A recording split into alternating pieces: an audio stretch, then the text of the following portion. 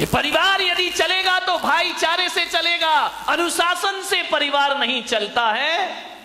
प्रेम अनुशासन से परिवार चला करता है। अनुशासन में भी प्रेम होना चाहिए, डांट में भी प्रेम होना चाहिए। ध्यान रखिए, यदि प्रेम को खत्म कर दिया तो जिंदगी बड़ी बोझिल हो जाएगी। अनुशासन में भी प्रेम जोड़ दिया जाए तो अनुशासन अनुशासन नहीं बल्कि प्रेम अनुशासन बनकर के खड़ा हो जाया करता। मान्यवर, आपसे निवेदन है, यदि दो भाई अलग अलग हो जाएंगे, माता पिता से अलग रहोगे, तो एक बात बताओ बारामती वालों, कि तुम पर अंकुश कौन लगाएगा? तुम्हारी पत्नी पर अंकुश कौन लगाएगा? तुम्हारी जिंदगी को मर्यादित कौन करेगा? आज बुजुर्ग हैं, इसलिए हमारे घर में मान मर्यादाएं, संस्कार और इज्जत बरकरार हुआ करती है, वरना कब की अदब इस दुनिया से गायब हो गई। बड़े बुजुर्ग हमारे घरों में जरूर होना चाहिए, अलग होने का प्रयास मत करिए। पहले का वो जमाना था कि हर तरह से कोशिश होती थी कि परिवार टूटने ना पाए। आज का जमाना है कि हर तरह से कोशिश होती है कि हम भी अलग हो जाएं और तुम भी अलग हो जाओ। क्या जोड़ो परिवारों को। एक नारी यदि संकल्प कर ले कि मैं अपने परिवार को बिखरने नहीं दूंगी, एक नारी, ध्यान रखना, मुझे क्षमा करना, जब तक इनकी शादी नहीं होती दो भाई बड़े प्रेम से रहा करते हैं, लड़ लेते हैं, झगड़ लेते हैं, फिर एक हो जाते हैं।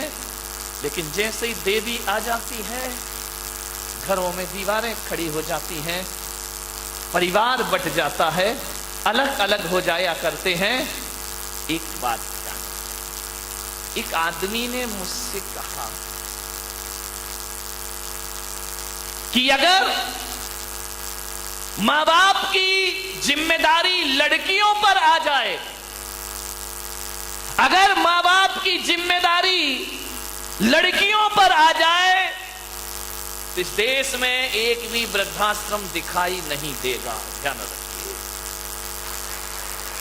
अगर मां बाप की जिम्मेदारी लड़कियों पर आ जाए तो इस देश में एक भी वृद्धाश्रम दिखाई नहीं देगा। लड़के ने कहा, अगर सभी लड़कियां सास ससुर को मां बाप का दर्जा दे दें तो देश में एक भी वृद्धाश्रम दिखाई नहीं देगा। पूरी दुनिया में कहीं भी वृद्धाश्रम के दर्शन नहीं हो। ध्यान रखना, एक लड़की मां बाप की चिंता करती है, सास ससुर की नहीं करती। यदि हर बेटी सास ससुर को माता पिता समझने लगे तो हिंदुस्तान तो क्या, पूरी दुनिया में वृद्धाश्रम बंद हो जाएंगे, हर घर स्वर्ग में परिवर्तित।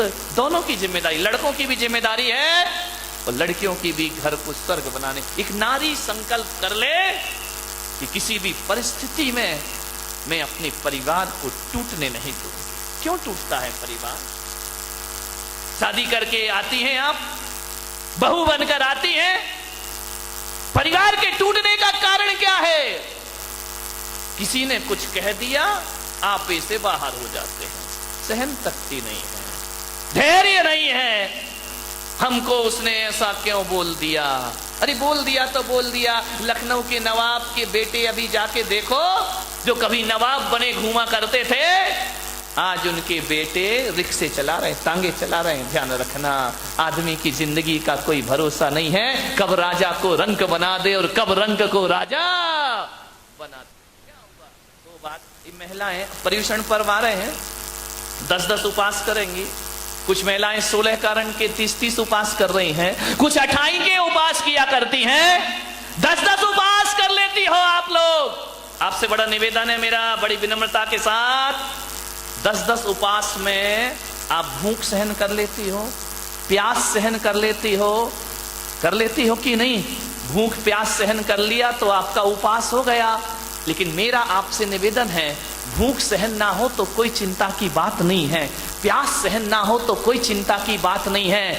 मैं तो कहता हूं उपास नहीं होता तो मत करो, अरे 2 रोटी खा लो लेकिन प्रेम की जिंदगी जियो अपने घरों में, नफरत का वातावरण मत।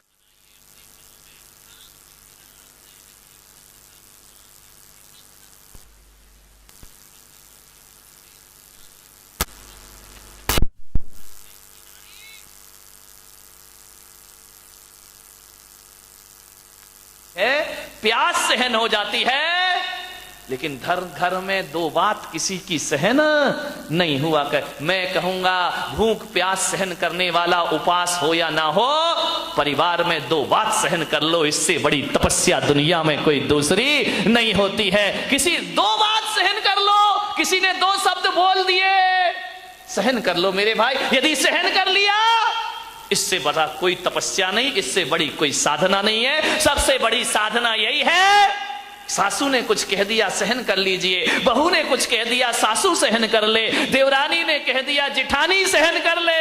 इससे बड़ी कोई साधना और इससे बड़ा कोई पर्युषण पर्व जीवन में दोबारा आने वाला।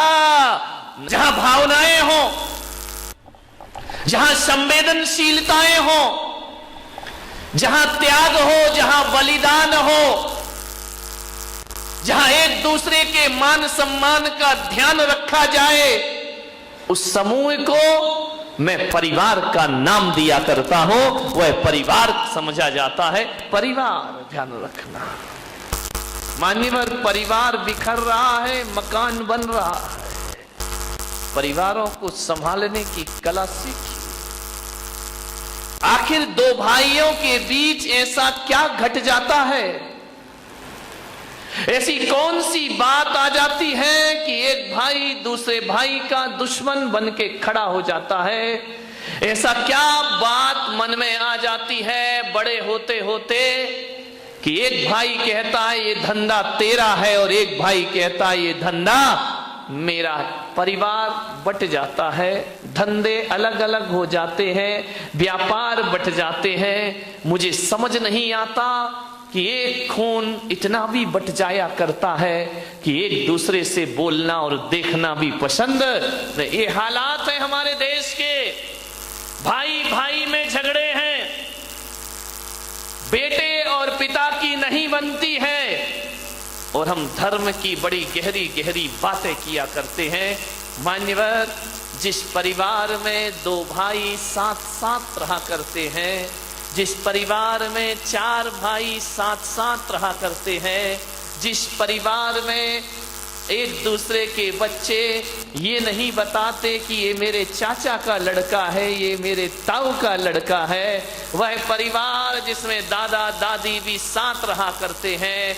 एक बात ध्यान रखना, धरती का इससे बड़ा स्वर्ग दुनिया में कोई दूसरा नहीं हुआ करता है। और जहां भाई भाई से बोलचाल ना हो, जहां देवरानी जिठानी एक दूसरे से देखना पसंद ना करें, माँ बाप के रहते रहते दो भाई अलग हो जाएं, तो इससे बड़ा नरक दुनिया में कोई दूसरा नहीं हुआ करता। नरक है वो परिवार जहां रिश्ते आपस में बात नहीं किया करते हैं।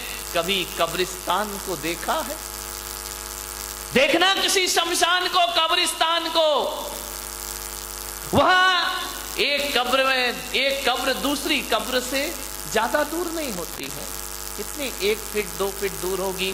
एक मुर्दा लेटा है, उसके बाजू में दूसरा मुर्दा लेटा है, फिर थोड़ा चलो तीसरा मुर्दा लेटा है। हजारों मुर्दे कब्रिस्तान में लेटे होते हैं, लेकिन कभी एक बात ध्यान रखना, ये कब्रिस्तान में लेटे हुए मुर्दे केवल लेटे रहते हैं, एक दूसरे से बात नहीं किया करते हैं, एक दूसरे से संवाद नहीं किया करते हैं, एक दूसरे की तरफ देखा नहीं करते हैं। तो जिस घर में 4 भाई एक दूसरे से बात करने को तैयार ना हो, तो वो घर घर नहीं, मेरी नजरों में कब्रिस्तान हुआ करता है। अरे कब्रिस्तान में तो फिर भी ध्यान रखना, मुर्दा लेटे होते हैं, लेकिन घरों में यदि बोलचाल नहीं है तो आदमी जीती जागती लाश सा जीवन जिया करता है। जिंदगी उसकी मुर्दों की तरह हुआ करती है, बोलचाल नहीं है, एक दूसरे से बात नहीं करते हैं।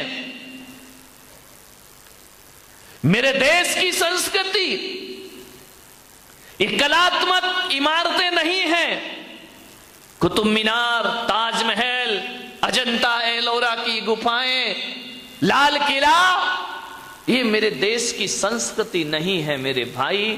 यदि ये मेरे देश की संस्कृति हो जाएगी तो मेरा देश तो पत्थरों का देश हो जाएगा। लेकिन भारत पत्थरों का देश नहीं, ये संवेदनाओं का देश है, ये दिलों का देश हुआ करता है। हमारी पहचान क्या है? हमारी पहचान है मेरे देश की धरती सोना उगले उगले हीरे मोती। कौन सा सोना उगलती इस देश की धरती? कौन सा हीरा मोती उगलती है इस देश की धरती? हाँ, इस देश की धरती ने ये कंकड़ पत्थरों के हीरे मोती को महत्व नहीं दिया। मेरे देश की धरती तो ऐसे हीरे उगला करती है, ऐसे मोती उगला करती है, ऐसे जवाहरात इस दुनिया को दिया करती है, जहां एक पिता यदि वचन दे देता है अपनी पत्नी को तो मेरे देश का हीरा 14 वर्ष को वनवास स्वीकार कर लिया करता है। एक माँ पिता के वचनों को ये हीरे हैं, ये कंकड़ पत्थर वाले हीरे मोती नहीं है, ध्यान रखना। असली हीरा वो जो पिता के वचनों की खातिर 14 वर्ष का वनवास स्वीकार कर लिया करता है। मान्यवर, दशरथ ने वचन दिए थे रानी कैकेयी को। विचार करिए आप, उसकी जगह आज का बेटा होता तो कहता कि आपने अपनी पत्नी को वचन दिया है, उसे मैं क्यों भोगूं, मैं क्यों वनवास जाऊं, मैं क्यों जंगल जाऊं। आप पत्नी के प्रेम में पत्नी को वचन दे गए और बेटा वनवास जाएगा। और वो भी ध्यान रखना, कितना महान हीरे मोती थे वो, जिन्होंने ये भी नहीं कहा कि कौन सा तुमने हमारी सगी मां को वचन दिया है, अरे सौतेली मां को वचन दिया है, उसे निभाने हम क्यों जाएंगे, हम क्यों तुम्हारे नहीं कहा। असली हीरे मोती ये हैं हमारे देश के, ध्यान रखिए। चल दिए राम लक्ष्मण वन की ओर बिना कोई प्रश्न किए। मान्यवर, धन दौलत से परिवार नहीं चलता, भाईचारे से परिवार चला करता है, ध्यान रखिए। भाईचारा होना चाहिए हमारे। देखो, ताली बजाना है तो ढंग से बजाए, नहीं बजाना तो मत बजाओ। अब बजा भी रहे हो, आलस भी आ रहा है, जरा अच्छी बात लगे, दिल को छुए तो बजाइए, नहीं तो कोई जरूरी नहीं है, ध्यान रखिए। मान्यवर, विचार करना है कैसे कैसे भाई हमारे देश में हुए हैं। मां ने कहा कि बेटा मकान बेचेगा?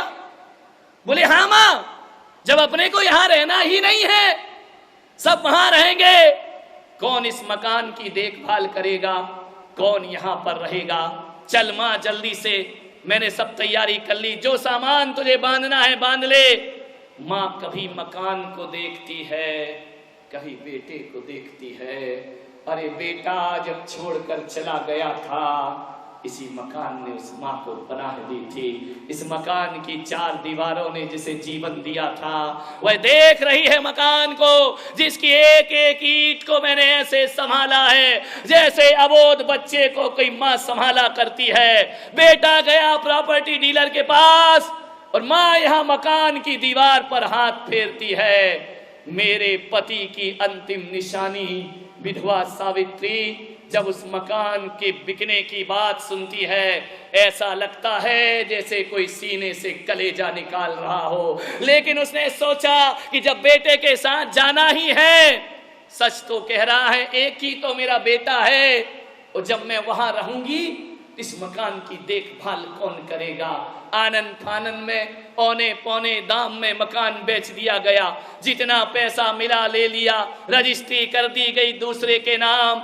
अब मां ने कहा चल बेटा, मैं एक बात तो बता, मेरा पोता कितना बड़ा हो गया।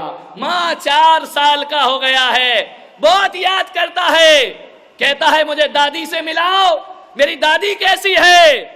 मां की ममता उमड़ पड़ी, बच्चों से ज्यादा प्रेम मां का अपने पोते पर हुआ करता है। बेटा ऐसा लग रहा है कि पंख लगा के मैं उड़ जाऊं। मां पंख लगा के ही चलना है। बोले क्या मतलब? बोले हवाई जहाज हमारा इंतजार कर रहा है, चलो। बेटे ने बिठाया उसे कार में, एयरपोर्ट की ओर ले गया। एयरपोर्ट में जैसे ही पहुंचा, वहां बोला मां तू इस चेयर पर बैठ, मैं जब तक बोर्डिंग के सब जांच करा लेता हूं जाकर के, वीजा वगैरह सब कंफर्म कर लेता हूँ, तू इंतजार कर यहाँ बैठ। सुबह 9 बजे बेटा अंदर गया, 9 बजे से 10 बज गए, 11 बज गए, 12 बज गए, दोपहर को 3 बज गए।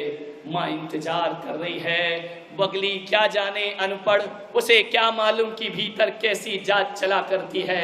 वह उठ करके चेयर से एयरपोर्ट में जब अंदर जाने लगी, लोगों ने रोक दिया, तुम अंदर नहीं जा सकती हो। माँ ने कहा मैं क्यों नहीं जा सकती हूँ, मुझे अमेरिका जाना है, मेरा बेटा मुझे लेने आया है। अंदर देखो, मेरे बेटा पूरी जानकारियां ले रहा होगा, मेरा वीजा कंफर्म करा रहा होगा, पता करो। अंदर से आवाज आई, भीतर कोई पैसेंजर नहीं है। माँ ने कहा ऐसा नहीं हो सकता, मेरा बेटा मुझे यहाँ बिठा करके गया है, पता करो जरा। देखा लिस्ट में रवि नाम का कोई लड़का, बोले रवि नाम का लड़का है और वह 10 बजे फ्लाइट से अमेरिका जा चुका है।